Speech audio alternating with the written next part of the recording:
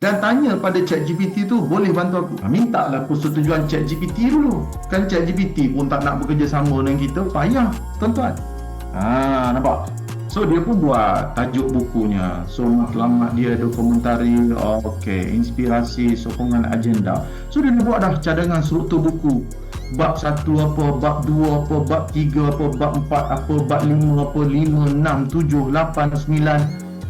Boleh faham? Tu dia. Saya dapat buat 30 muka surat guna ChatGPT tapi lupa nak tanya ChatGPT macam mana nak publish course. Tunjuk Canva macam mana masukkan dalam ChatGPT. Copy paste lah. Dia bukannya terus jadi ebook benda ni. Copy paste lah dulu. Copy paste sampai bab 4 ni macam ni. Ni 1, 2, 3, 4 ni masuk dalam ChatGPT. Buka Canva kan. Buka Canva tadi. Ni mana isi kandungan tadi? Ni isi kandungan. Ubuhlah dalam isi kandungan. Janganlah nak cepat sangat. Kan, nak cepat sangat, senang lah. Jadi adalah susahnya. Kan, adalah susah sikit-sikit. Bab 2 apa, bab 3 apa, bab 4 apa.